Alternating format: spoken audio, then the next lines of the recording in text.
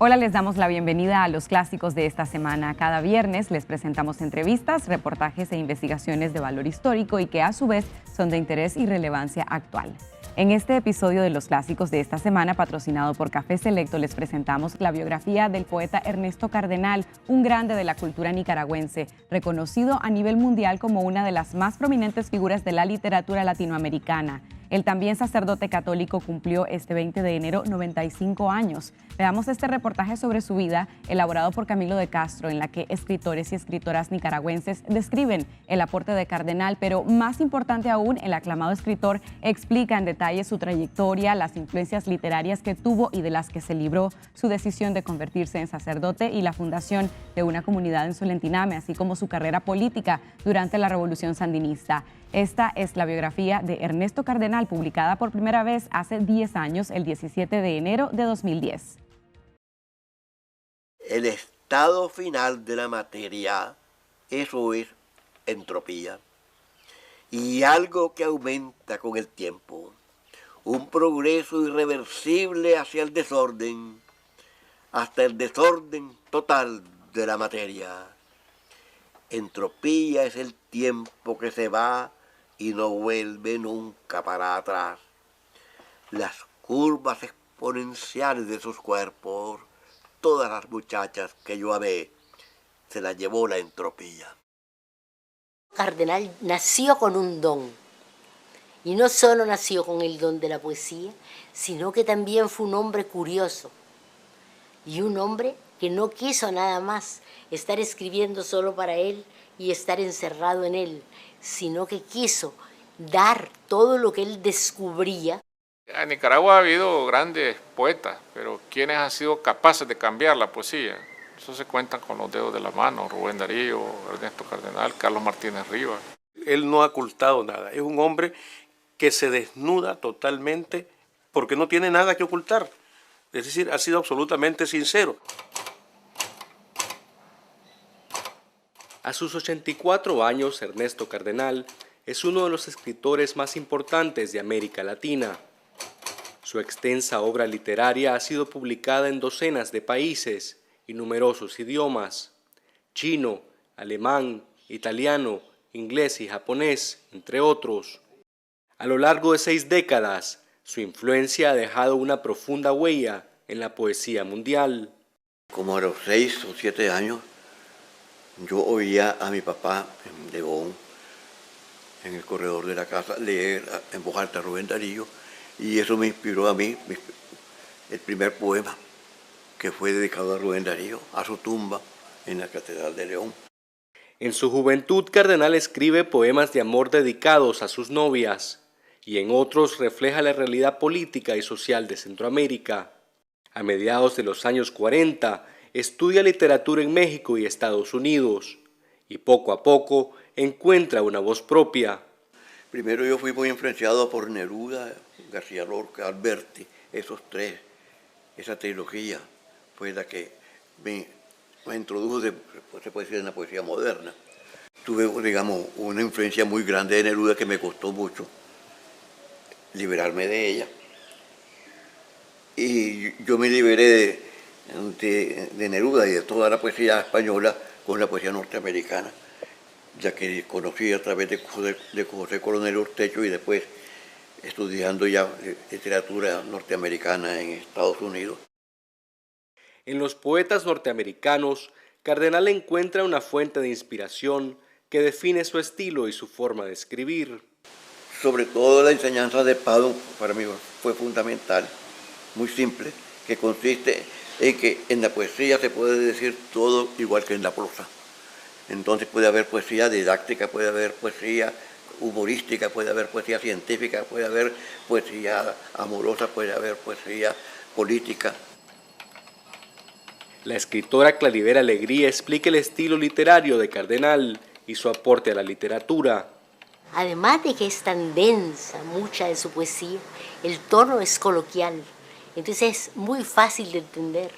Yo creo que aquí en América Latina fue de los primeros, junto a Nicanor Parra, y esto en usar el tono coloquial en su poesía.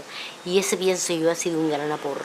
Él introduce a partir de los años 50, yo diría de manera sistemática, lo que en la poesía inglesa se conoce como el verso blanco, es decir, la prosa convertida en verso, la poesía descriptiva, que cuenta la historia, que cuenta los acontecimientos, que cuenta acerca de la naturaleza nicaragüense, de los pájaros, de los árboles, de la selva, toda esta descripción que hace del país, de las personas. En el año 1956, Ernesto Cardenal toma una decisión que cambiaría el rumbo de su vida y resuelve hacerse monje. Entre la contemplación y el amor a Dios, el poeta inicia una nueva etapa de su vida. Desde pequeño yo sentía que Dios me quería para él, para la vida religiosa, para ser sacerdote o algo así. Pero era cosa que al mismo tiempo me aterraba, todos los sacrificios que eso significaba, la renuncia. Entonces sentía una atracción hacia eso y al mismo tiempo una incapacidad de realizarlo. Tenía, digamos, ese dilema y esa angustia. Y ya después de mucha angustia, un momento, digamos, de vacío interior, pues encontré que lo único que me faltaba era probar eso que no había probado, la entrega a Dios, renunciando a todo, como quien se pega un tiro, como quien se suicida, renunciar a todo y entregarme a Dios. Y inmediatamente empecé a sentir Dios dentro de mí como una gran dulzura, un gran amor y gran placer también, y me transformó todo. Durante 2 años vivió en el monasterio de Our Lady de Gethsemani, en Kentucky, Estados Unidos, bajo una estricta rutina de contemplación y oración. En el monasterio conoció a Thomas Merton, quien fue su maestro de novicios y su mentor espiritual. Estudió en la Trapa, pero por razones de enfermedad de salud tuvo que salirse de la Trapa y terminó en Antioquía, Colombia, su formación sacerdotal, y después él es un sacerdote diocesano. En Colombia, Cardenal publica los libros Salmos, Homenaje a los Indios Americanos y Oración por Marilyn Monroe. Este último es ahora uno de sus libros más conocidos. Estaba estudiando para el sacerdocio en un seminario en Colombia y uno de los profesores de teología nos dio la noticia en la clase de la muerte de Marilyn Monroe, y esa noticia me inspiró este poema como una oración a Dios por Marilyn Monroe, pidiendo por ella y por nosotros también que hemos hecho esta gran superproducción, esa película en la que todos hemos trabajado. El poeta Luis Rocha, presidente del Centro Nicaragüense de Escritores, resalta la profunda humanidad de los poemas de Ernesto Cardenal. Es una poesía, la de él, liberadora, pero también mezcla con una teología poética. Ese es el engranaje que tiene. ¿Qué es el elemento unador de ambas cosas? El amor. Pero si lo vamos a simplificar, es un amor evangélico. ¿Y qué es lo que te plantea el amor evangélico? Amar al prójimo. Entonces, Ernesto parte de una concepción liberadora de que si vos vas a amar al prójimo, no podés amar y tolerar a quien oprime al prójimo. Luego de su regreso a Nicaragua en 1965, Cardenal decide poner en práctica su profundo compromiso con el Evangelio de Jesucristo en una isla del archipiélago de Solentiname. En 1966 funda una comunidad contemplativa en la isla de Macarrón, donde comparte su amor por el arte con la comunidad de campesinos y pescadores. En Solentiname Ernesto hizo una tarea maravillosa. Los talleres que hizo de pintura, de poesía, esto yo lo vi y me quedé maravillada.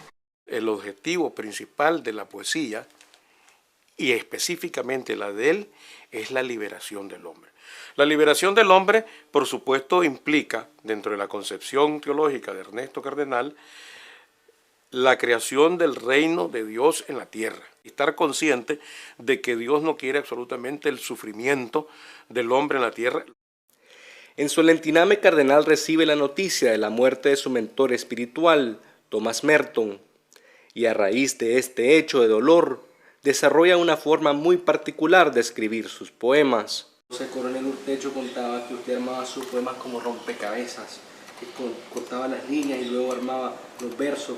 ¿Para usted el poema tiene también un contenido visual? ¿Ve el poema antes de escribirlo o se trata de un asunto de la música? No, no se trata de eso. Se trata de cómo armar una cosa compleja. Lo que cuenta Coronel empezó en Solentiname. Es un poema muy extenso que yo tengo. El poema tal vez como de 30 páginas, sobre la muerte de Merton. Me impresionó mucho y durante bastante tiempo estuve recopilando notas y notas sobre el poema que iba a escribir. Tenía tantas notas y tan diferentes que no sabía cómo empezar, cómo terminar y cómo juntarlas y armarlas. Era infinita la manera de armarlas. Podía ser así, como tener un naipe, ¿no? Después de muchos intentos y no sabía cómo hacer, entonces empecé a cortar con una tijera.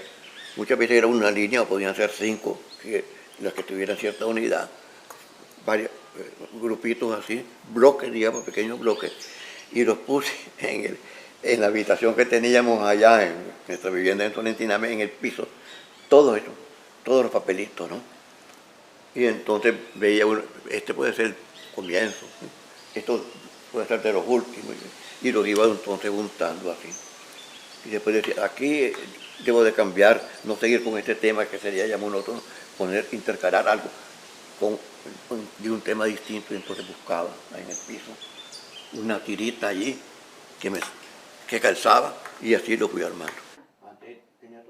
Desde entonces, Cardenal arma sus poemas usando pequeñas tiras de papel. Todos estos que ya pasaron a hacer poemas, eran papelitos así. En su casa en Managua, nos mostró las herramientas que utiliza para ordenar sus ideas. Y puedo estarlas leyendo debajo del vidrio, entonces estoy escogiéndolas aquí. Hasta el día de hoy, no se aventura a usar una computadora. Generalmente los poemas los hago así, sobre todo pues, cuando no son muy chiquitos, no sino extensos y con muchos temas a la vez. Y todo el cántico cósmico también así fue que lo armé. Para eso tenía un fichero bien grande. Unos temas decía Dios, de Nicaragua, capitalismo, revolución. Y decía, aquí conviene este tema, bueno, y muchas cosas científicas, las estrellas, la evolución, el Big Bang, animales, paisajes. Entonces yo decía, bueno, aquí voy a meter esto, y aquí meto revolución, y aquí meto capitalismo, y aquí meto otra vez los científicos. Cántico Cósmico es un extenso poema que Ernesto Cardenal considera su obra más importante. En primer lugar, un poema de más de 600 páginas, un solo poema, que trata de toda clase de temas. Cántico Cósmico quiere decir que trata de todo el cosmos y algo más. Y también, pues, es como la culminación de mi poesía.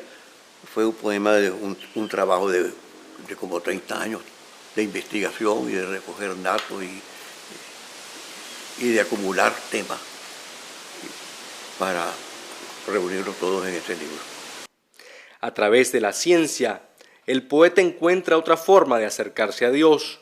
Martí decía, ya en su tiempo no existían todos los descubrimientos que ha habido posteriormente, decía de que a él interesaba más los libros científicos que los clásicos. También a mí me parece que nos revelan más. Y también, pues como yo soy creyente, creo en un Dios creador de esta creación, pues la ciencia me acerca más también a Él. Cuando yo veo todos estos misterios que hay, que se descubren, y nuevos misterios que aparecen, pues todo esto lo refiero a Dios, que fue de donde vino todo. Su amor a Dios también lleva a Cardenal a reafirmar el otro gran compromiso de su vida, con los pobres y la justicia social. Ese amor a Dios me llevó también al amor al pueblo, me llevó a la revolución. No fue la primera vocación mía el amor a la revolución, sino aún muy posterior a mi conversión religiosa.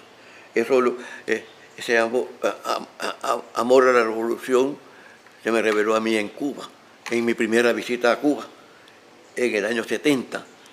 Y he llamado a mi primera visita a Cuba mi segunda conversión, Mi primera conversión fue la conversión religiosa y en Cuba la conversión a la revolución.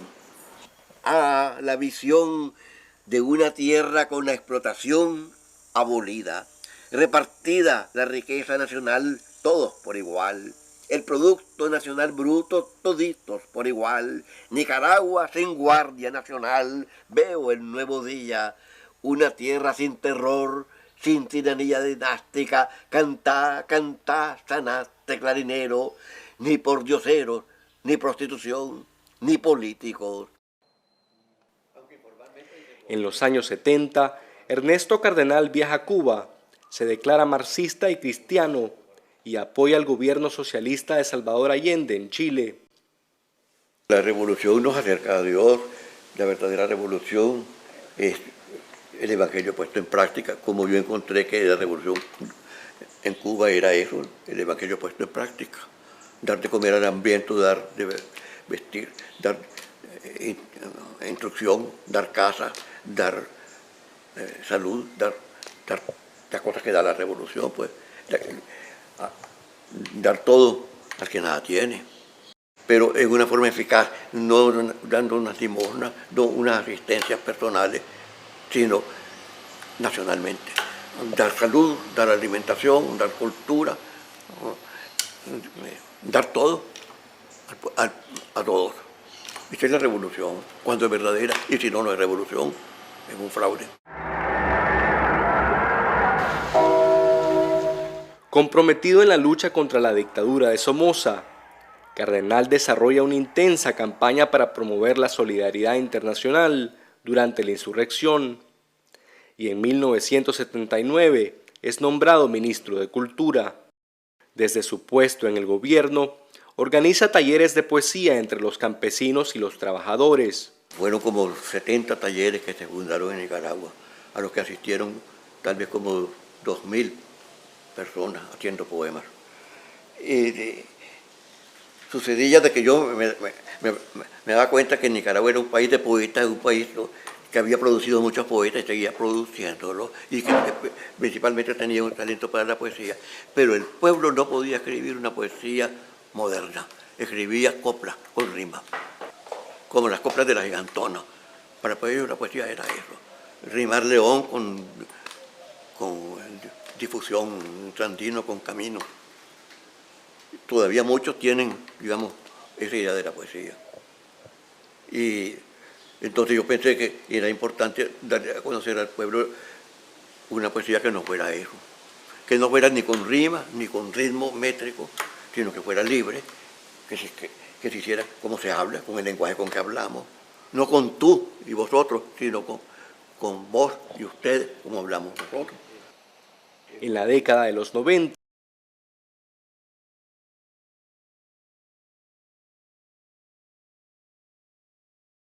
de la Victoria y Pluriverso. A partir del 2004, imparte talleres de poesía a los niños con cáncer en el Hospital La Mascota. Siendo uno de los poetas más importantes del mundo, Cardenal reconoce el talento de estos pequeños poetas. Ya se han publicado 2 libros. Primero tuvimos un pequeño libro y ahora uno más extenso y con poemas también incluso mejores, que en estos días se va a lanzar al público. ¿Usted cree que Es admirable la poesía que hacen estos niños, realmente, ¿no? Que cualquiera de nosotros poetas profesionales y adultos envidiamos. A lo largo de su carrera literaria, el poeta Cardenal ha recibido decenas de premios y reconocimientos alrededor del mundo. Francia, Alemania e Italia lo han condecorado con sus órdenes artísticas más importantes. Y en América Latina ha recibido, entre otros premios, la Orden José Martí en Cuba, la Orden Rubén Darío en Nicaragua y el Premio Iberoamericano de Poesía Pablo Neruda en Chile. Para muchos de sus admiradores, Ernesto Cardenal también es merecedor del Premio Nobel de Literatura. Este año fue presentado como candidato al premio por la Sociedad General de Autores y Editores de España. No lo ambiciono, más bien sería muy incómodo porque perdería mucho la tranquilidad y la privacidad. No me interesa en absoluto solamente en un aspecto me interesa, por el dinero que significa, que es bastante dinero, no sé cuánto, pero es mucho, y eso lo daría a los pobres. Siempre consecuente con sus ideas y convicciones, Ernesto Cardenal le hereda un formidable legado literario a las próximas generaciones. Su poesía marca un antes y después en la historia de la literatura nicaragüense. Van a encontrar allí quizás la mejor lección que puede darse en Nicaragua sobre la poesía. Está enseñándonos a ser estudiosos, está enseñándonos a ser humildes, humildes de corazón, está enseñándonos a entregarnos, y sobre todo un aspecto, está enseñando que la poesía es un instrumento de servicio, para la humanidad en la medida en que va haciendo consciente al hombre de sus propias posibilidades individuales, de sus propias posibilidades colectivas y por lo tanto de sus propios deberes, los deberes que hay que cumplir, los derechos que hay que respetar y si no hay esos derechos, los derechos que hay que conquistar. Es para todos los revolucionarios y también todos los que hemos participado en la revolución y también para mí mismo, que tuve participación en ella. Cuando recibí ese nombramiento, el premio, el ascenso, pensá en los que murieron. Cuando estés en la recepción, en la delegación, en la comisión, pensá en los que murieron. Cuando has ganado la votación y el grupo te felicita, pensá en los que murieron. Cuando te aplauden al subir a la tribuna con los dirigentes, pensá en los que murieron. Cuando te llegan a encontrar al aeropuerto de la gran ciudad, pensá en los que murieron. Cuando te toca a vos el micrófono, te enfoca la televisión, pensá en los que murieron. Cuando sos el de los certificados, el de las cédulas, el del permiso, pensá en los que murieron. Cuando llega donde vos la viejita con su problema, el terrenito, pensá en los que murieron. Miralos sin camisa, arrastrados, echando sangre, con capucha, reventados, refundidos en las pilas, con la picana, el ojo sacado, degollados, acribillados, botados al borde de la carretera, en hoyos que ellos cavaron, en fosas comunes, o simplemente sobre la tierra, abono de plantas de monte. Vos los representás a ellos. Ellos delegaron en vos los que murieron. Este ha sido nuestro segmento Los Clásicos de esta semana. Gracias por acompañarnos. Compartan nuestro video, suscríbanse a nuestro canal de YouTube Confidencial Nica para continuar apoyando el periodismo independiente.